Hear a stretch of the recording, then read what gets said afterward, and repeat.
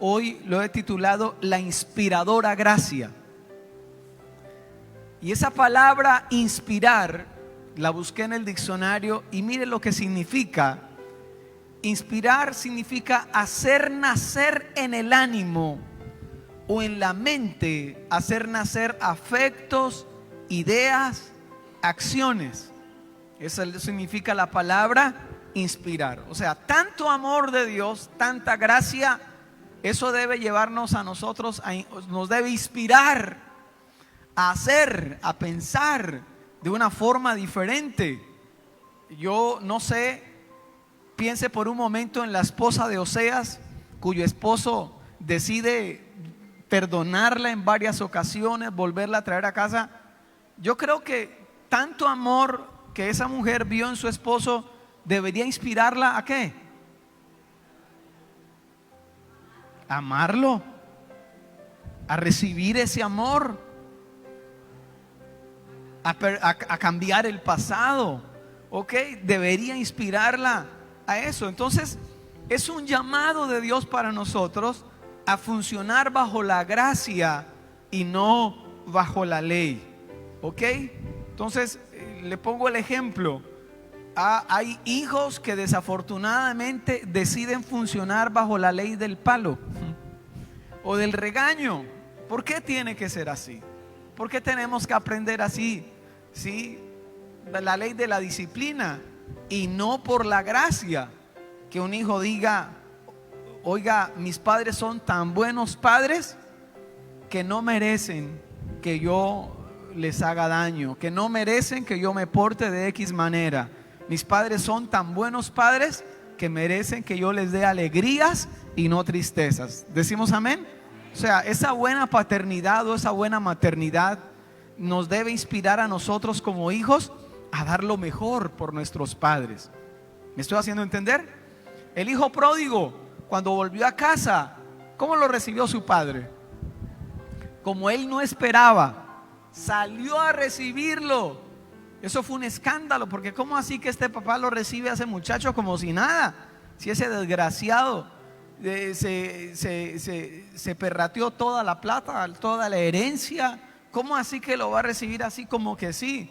Eso fue escandalosa, esa gracia de ese padre. Y el hijo había pensado y había dicho: tengo tanta hambre que por lo menos un jornalero quiero ser de mi padre porque tengo mucha hambre. Pero cuando llegó se dio cuenta que su papá no le estaba cobrando la plata que se había gastado, sino que le dijo: tú sigues siendo mi hijo. Se interrumpió nuestra comunión, pero no se interrumpió nuestra relación. Tú eres, has sido y seguirás siendo mi hijo. Aleluya. Ahora, con tanta gracia de ese papá, ese hijo debería inspirarse a cambiar su forma de vivir.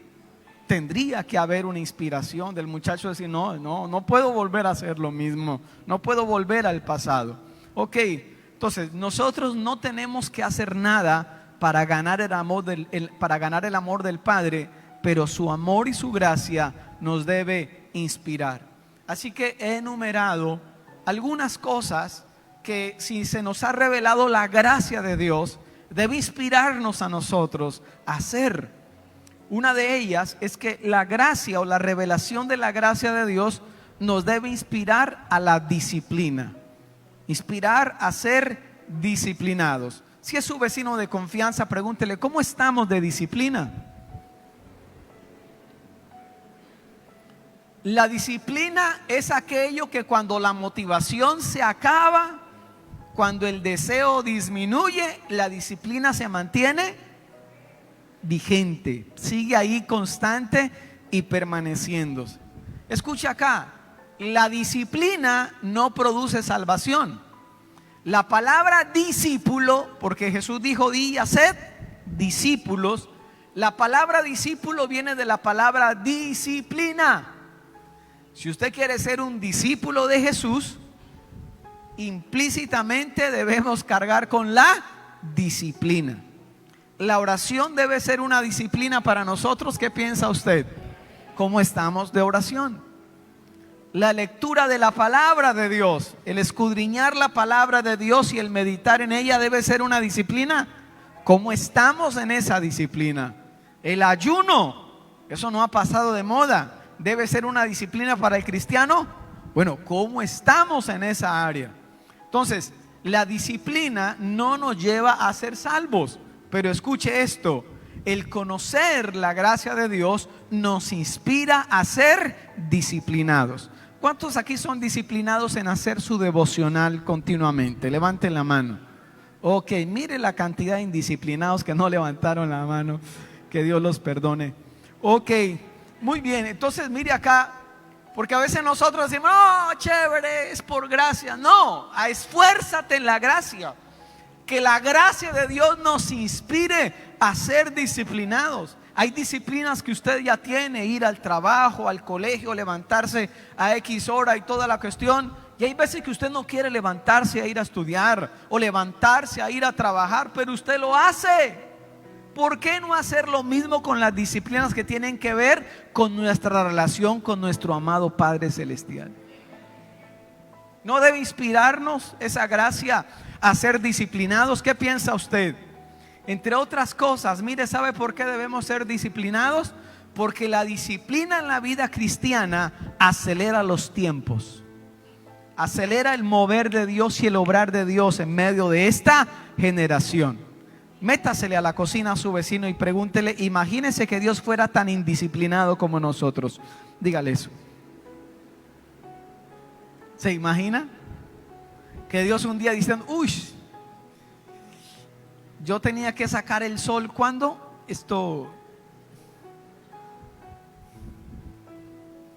Hay una canción de un grupo llamado Pescado Vivo que se llama Otra vez se me olvidó. ¿Sí? Y ay, otra vez se me olvidó orar. Ay, otra vez se me olvidó. Otra vez se me olvidó. La gracia de Dios, la revelación de la gracia, nos debe inspirar a nosotros a ser disciplinados. ¿Ok? ¿Qué más nos debe inspirar? La revelación de la gracia de Dios en nuestra vida nos debe inspirar a vivir en santidad delante de Dios. ¿Vivir cómo? Mire acá, la santidad no produce salvación. Dios no te va a decir a ti: cuando seas perfecto te puedes acercar a mí. No, Jesús murió en la cruz del Calvario, se hizo humano, intercede por nosotros, nos dejó un modelo de vida, nos dejó su Espíritu Santo para ayudarnos a vivir en santidad. ¿Decimos amén a eso? Perdóneme que yo lo compare de esta manera, como aquella persona que se somete a una quimioterapia o a una ¿cómo se llama? Radioterapia.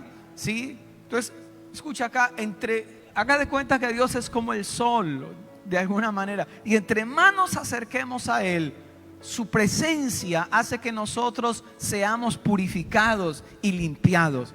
Si hay alguien que dice: no, yo no volví a orar porque yo pequé contra Dios, me siento mal, me siento hipócrita, no quiero volver a la iglesia. No, al contrario, acércate más a Dios, porque su radiación nos purifica. Entonces, el hecho de que se nos sea revelada la gracia de Dios nos debe inspirar a vivir una vida en santidad. Dije ahorita, la santidad no produce salvación, pero conocer la gracia de Dios nos inspira a vivir en santidad. Pablo dijo: ustedes son libres ahora en Cristo Jesús, pero solo que no usen esa libertad para pecar. No, ¿sí? En otras palabras, la gracia de Dios nos da la oportunidad de estar otra vez frente al árbol de la vida, comer o no comer. Acuérdese que cuando Dios creó a Adán y Eva, los puso en un lugar llamado el huerto del Edén. Era un lugar que se llamaba el Edén, pero dentro de ese lugar había un huerto que Dios puso. Y en ese lugar Dios le dijo a Adán y Eva, le dijo: mira, hay un árbol del cual no puedes comer. El árbol de la ciencia del bien y del mal. Eso déjamelo a mí. De todo otro árbol pueden comer. Y ¿sabe una cosa? En ese huerto había otro árbol llamado el árbol de la vida. De ese sí podían comer. Pero los desgraciados. Pero Adán y Eva se les ocurrió comer de lo que no debían comer, del árbol de la ciencia del bien y del mal. Entonces, ¿qué hace la gracia? La gracia nos vuelve a poner a nosotros frente al árbol de la vida. Lo dije hace 8 días. La gracia de Dios te paga la fianza, te saca de la cárcel, te pone fuera de la puerta de la cárcel y te dice: tú decides delinquir igual o peor para volver allá, o tú decides ahora vivir una vida plenamente en libertad. Apláudale fuerte a Dios en esta hora.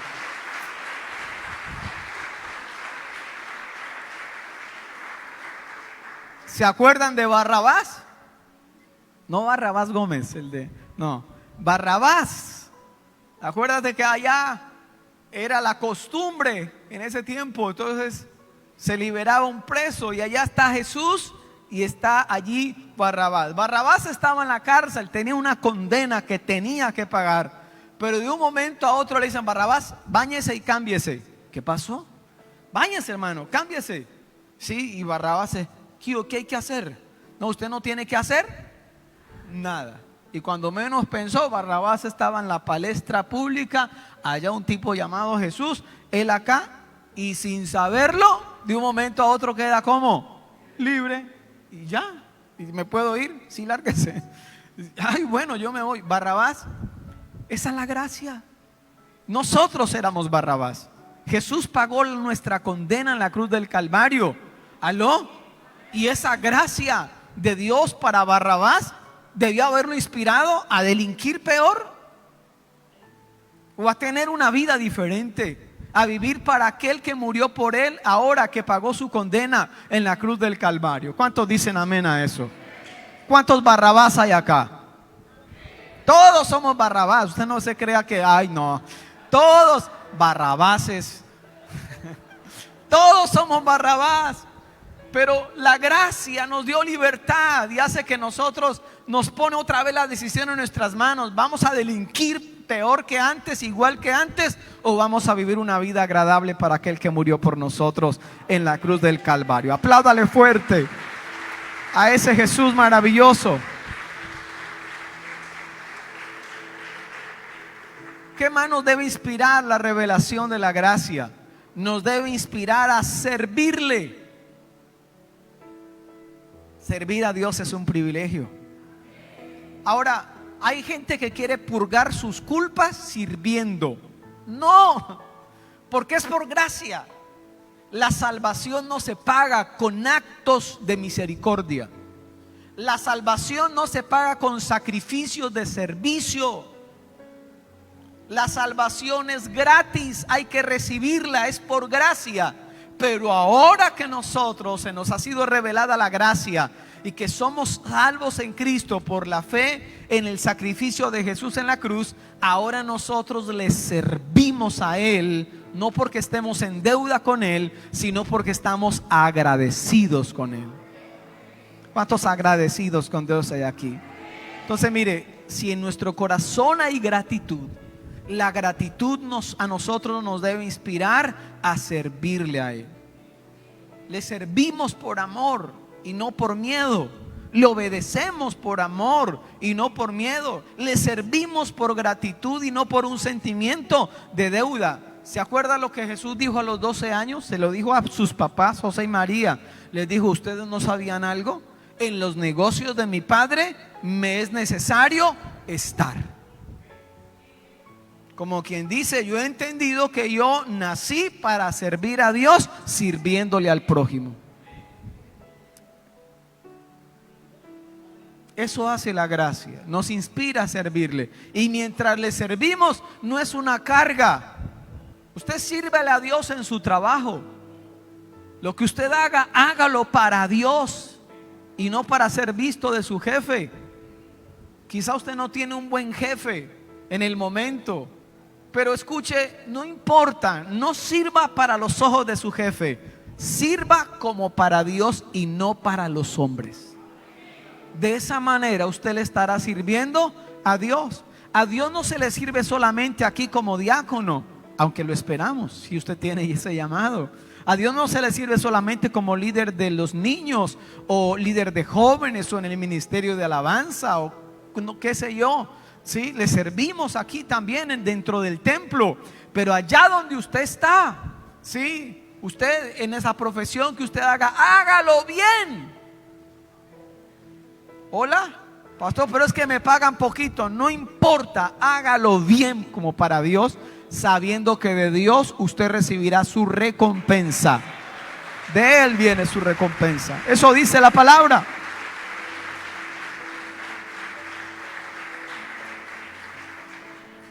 Que usted le digan, oiga, pero usted sí es lambón, deje eso así, mire que nos están pagando poquito. ¿Sí? Y usted dice, no, qué pena, pero es que yo no sé hacerlo de otra forma que no sea hacerlo. Diga, ¿qué más nos debe inspirar la gracia? La gracia nos debe inspirar a ser generosos. ¿A ser qué? Generosos. No somos salvos por nuestra generosidad. No, la generosidad vino del Padre. Pero el que nos sea revelada la gracia de Dios nos debe inspirar a nosotros para ser generosos. Prosperamos por gracia, más que por méritos. ¿Aló? A mí me llama la atención porque hubo algunas personas, hombres y mujeres del Antiguo Testamento, antes de que Cristo viniera hecho carne, que tenían atisbos, revelaciones de la gracia que aún no era para ellos, pero tenían todavía revelaciones. Usted ve, por ejemplo, en el libro de los Salmos que David hablaba acerca de Jesús en la cruz. Él le fue revelado lo que iba a pasar. Isaías también. David fue un hombre que Dios llamó y dijo, este es un hombre conforme a mi corazón, me cae bien. Porque David estaba adelantado en los tiempos. En Hechos de los Apóstoles se le llama a David profeta, imagínate eso. Entonces David era un hombre que, aunque estaba en el tiempo de la ley, muchas veces funcionaba bajo la gracia y no bajo la ley. Usted se da cuenta que el hecho de que David se le fuera revelada la gracia de Dios le inspiraba a ser generoso. En algún momento, escuche esto, cuando David llegó a ser rey de la nación, David dijo, ¿dónde está el arca del pacto? Era un cofre que simbolizaba la presencia de Dios. El antiguo rey Saúl se despreocupó de ese cofre. Se despreocupó, en otras palabras, de la presencia de Dios. Pero cuando llegó David, lo primero que dijo es, ¿dónde está? Porque para gobernar bien yo necesito la presencia de Dios conmigo. ¿Cómo cree que lo miró Dios? Dijo, Y David fue, buscó, hizo lo que tenía que hacer y trajo la presencia de Dios a la capital para bendición de su reinado y para bendición de la nación. Y entonces David dijo, ¿y ahora dónde ponemos esto? Y entonces hicieron como un tipo de enramada y allí pusieron el arca allí. Y David se asomaba a la azotea del palacio, desde la azotea del palacio, y veía allí el arca en esa enramada, en esa choza, en ese lugar. Y David decía, no es justo que mientras yo viva en un palacio, el arca de Jehová esté en una carpa. Y David dijo, no voy a descansar hasta hacerle un templo, una casa para mi Dios. Y a todas las guerras que David iba pensando en un botín. Y ese botín era casa para Jehová, casa para Jehová.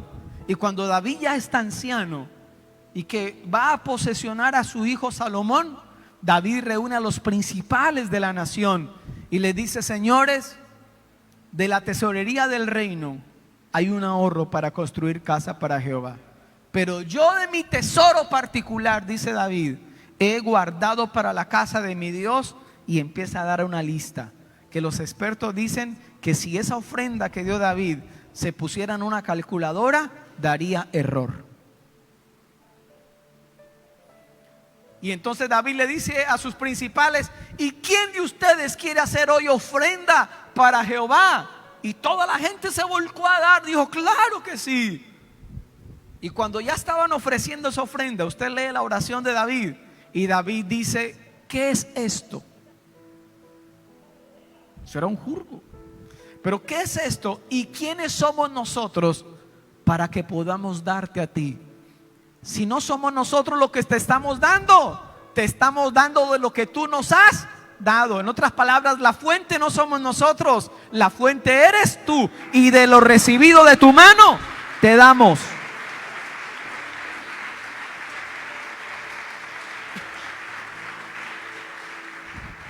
¿Aló? Mire la mentalidad, ¿no? De David. Todo lo contrario sucedió con una pareja muchísimos años después de que Jesús murió y resucitó y empezó la iglesia cristiana, la iglesia primitiva.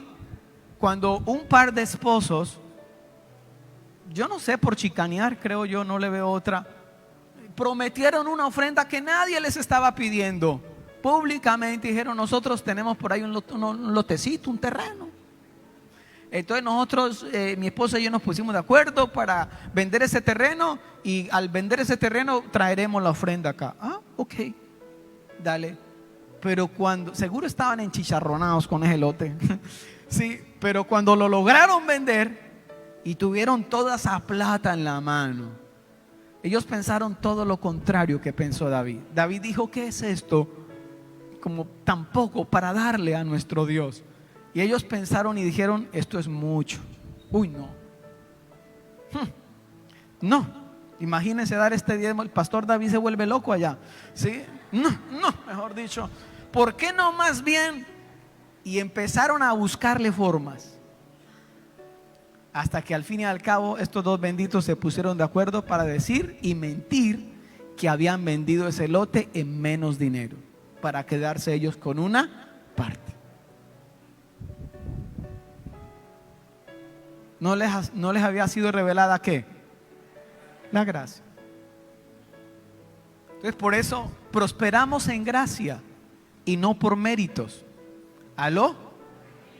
El que no le ha sido revelada la gracia dice, porque yo trabajo como un burro. Entonces si usted es de los que dice, pues yo soy un burro, usted no es consciente de la gracia.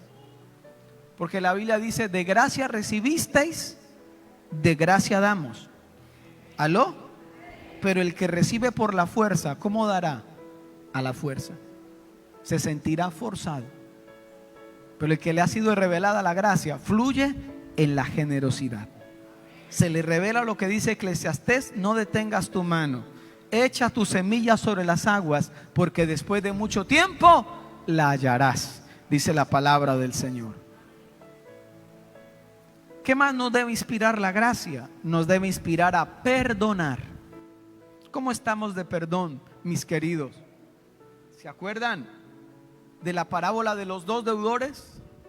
Jesús la dijo, la parábola de los dos deudores.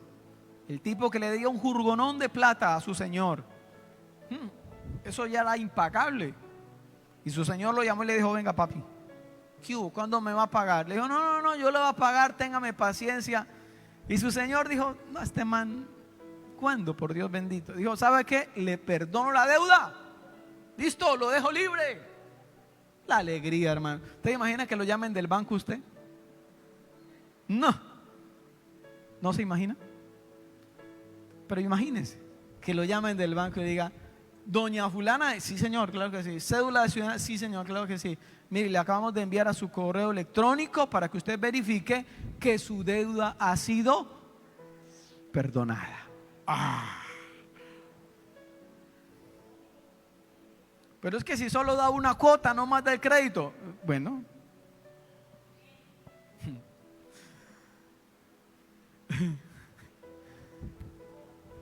Y entonces ese tipo fue contento en la calle, se estaba tomando un tinto en la cafetería y se encontró en la cafetería con un amigo o supuesto amigo que le debía una chichigua.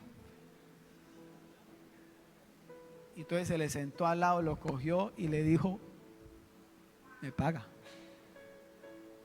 porque me paga, mire a ver. Y como en toda la hoja de informantes, fueron y le dieron la razón al señor quien le había perdonado la deuda inicialmente. Y el hombre se puso muy bravo y lo volvió a mandar a llamar. Le dijo: hermano, yo le perdoné a usted toda esa deuda y usted no es capaz de perdonar a esa chichigua, hermano. Entonces, ¿sabe una cosa? Todavía no he roto las letras. Así que, ¿sabe qué? Me paga porque me paga, y no lo va a dejar en paz hasta que me haya pagado. Entonces, si usted es de los que dice: no, pastor, yo no perdono, puede ser muy lindo y todo, yo vengo aquí a la Lengüellana los domingos, pero usted a mí no me diga que yo tenga que perdonar a mi padrastro. No, yo no lo perdono. Significa que a usted no se le ha sido revelada la gracia. Porque el que le ha sido revelada la gracia dice: si Dios me perdonó tanto, ¿cómo no voy yo a perdonar a aquellos que me han hecho mal?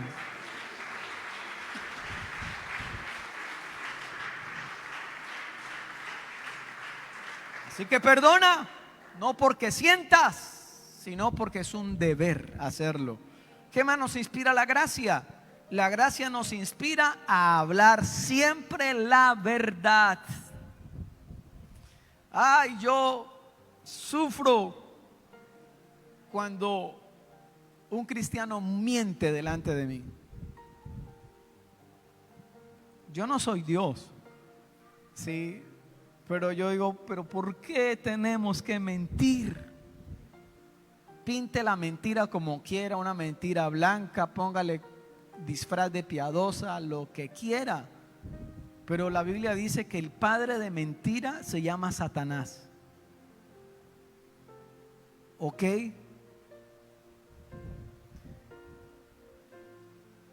¿Y por qué la gracia nos debe inspirar siempre a hablar la verdad? En San Juan capítulo 1, el verso 14, habla de Jesús, y Juan dice: y aquel verbo fue hecho carne y habitó entre nosotros, y vimos su gloria, gloria como del unigénito del Padre, lleno de ¿qué? De gracia y de verdad. Yo pregunto y usted responde: ¿de qué estaba lleno Jesús? De gracia y de verdad. No más mentiras, muchachos, no más mentiras.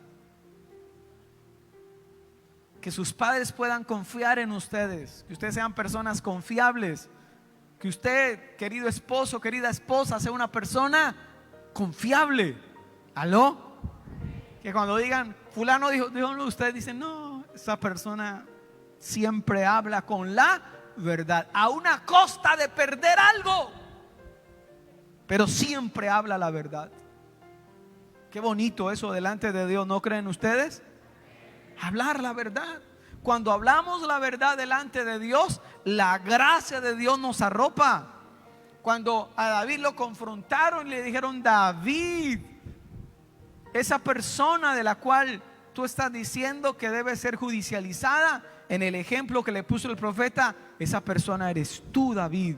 Y David lo primero que dice: yo he pecado. Y cuando David reconoce su pecado, la gracia de Dios lo envolvió. ¿Aló? Dígame un padre de familia cuando coge a su hijo y le dice: hijo, el papá ya sabe lo que pasó, pero está mirando la sinceridad de su hijo o de su hijita. Le dice: hijo, ¿es verdad que? O cuéntame sobre.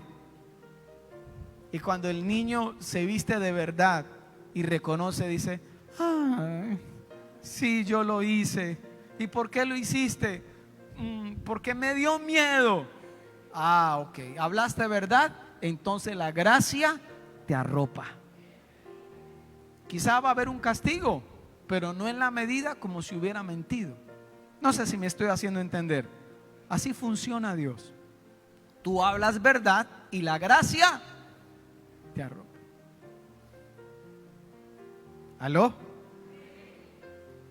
Entonces, cuando nosotros reconocemos nuestra condición, lo que estamos haciendo es dar la oportunidad a Dios de que manifieste su gracia. No más pinochos en la iglesia. Vamos a hablar verdad y vamos a ser verdaderos delante de Dios. No los veo muy seguros, pero les animo a hacerlo. Y por último, ¿qué más nos debe inspirar la gracia? Pueden haber muchas más cosas, pero la gracia nos debe inspirar a gozarnos en la prueba. ¿Fácil? Y quizás alguien aquí en esta mañana dice: uy, pastor, no me toques ese vals porque me matas.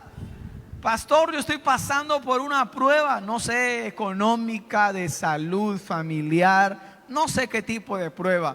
Pero cuando a usted se le es revelada la gracia de Dios, usted se goza en la prueba. En Santiago 1, verso 2.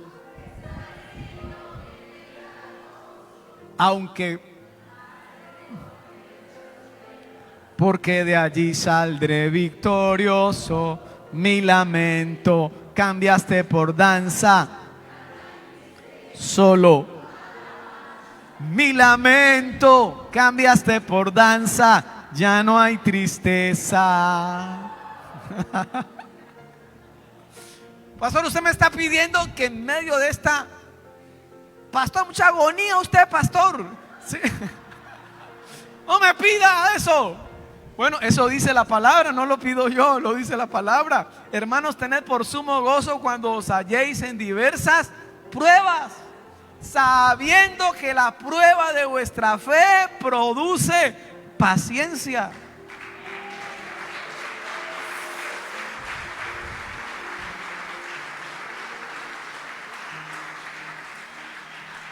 Esa es la diferencia que usted ve de una mamá primípara a una abuela que ya tuvo 15 hijos. Que la mamá primípara en su embarazo, y la abuela que ya tuvo 15.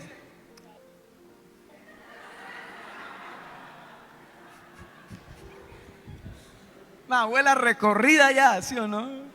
Eso nos dio a todas, mamita. Y cuando lo estaba haciendo, ahí sí no. Bueno, sigamos. Entonces, usted se da cuenta, por ejemplo, hay un gran ejemplo de dos predicadores que los metieron a la cárcel por predicar de Jesucristo. Y antes de meterlos a la cárcel, les dieron palo literal. Los dejaron blanditos, ¿sí? Y los metieron allá al calabozo de más adentro y amarraron sus pies en el cepo. ¿Sí? Si me muestras la imagen de nuevo, por favor, Jazz. Se llamaban Pablo y Silas. ¿Sí? Yo no sé, hermanos, si hubiéramos sido nosotros, que hubiéramos dicho: esto me pasa, esto sí me manda por sapo. ¿Quién me mandó? Ay, yo quiero servirte, Señor. Ay, que no sé qué. ¿Sí? No, la Biblia dice que ellos oraban y cantaban himnos. ¿Cuál coro creen ustedes que cantaban? En Santiago, en Santiago 1, verso. Es que Jesús ya les había dicho: tengan por sumo gozo cuando se hallen en diversas pruebas. Bienaventurados cuando por mi causa los persigan y os vituperen y digan toda clase de mal contra vosotros, mintiendo. Y allá eso era algo atípico. ¿Cómo así que estos dos locos que acabaron de meter a la cárcel, acabaron de apalear, ahora los escuchamos cantando a Dios alabanzas? De pronto cantaban ese himno que decía: y si vivimos, para Él vivimos, y si morimos, para Él morimos. Sea que vivamos o que muramos, somos del Señor, somos del Señor.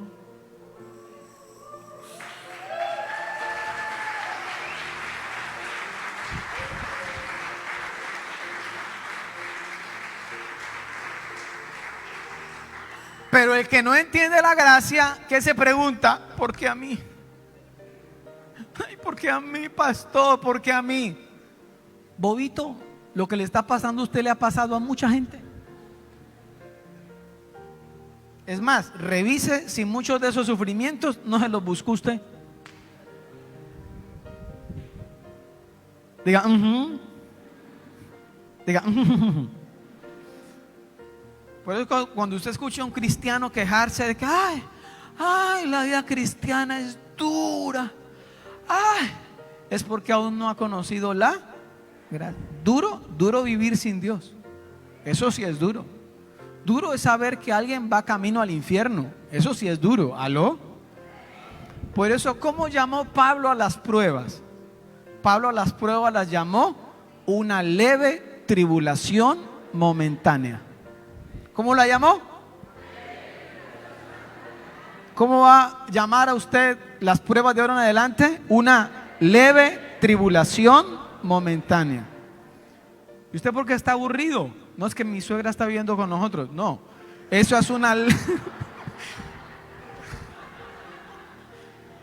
esa es una leve tribulación momentánea. No va a durar toda la vida, le aseguro.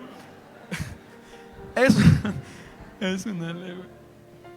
Entonces, mira acá, ese tipo de cristiano que anda como pizca en avión. ¿Usted alguna vez ha visto un pisco en avión? Bueno, haga de cuenta. O como un perro en canoa, con miedo. Ay, Dios mío. No se le ha revelado la gracia. Ay, Dios mío, ay, Dios mío. Y esta semana, ay, Dios mío. Y los exámenes, ay, quién sabe cómo van a salir los exámenes. Ay, Dios mío. Entonces,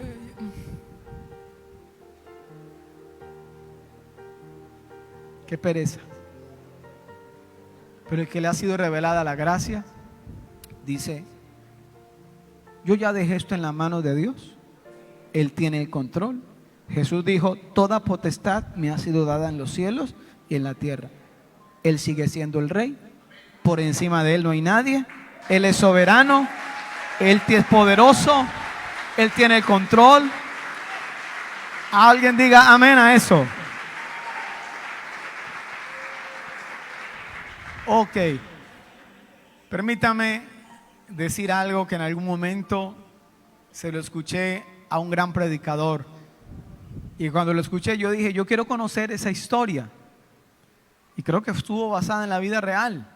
Una película donde todo un contingente, no sé, un pelotón arriesga su vida por rescatar a un soldado.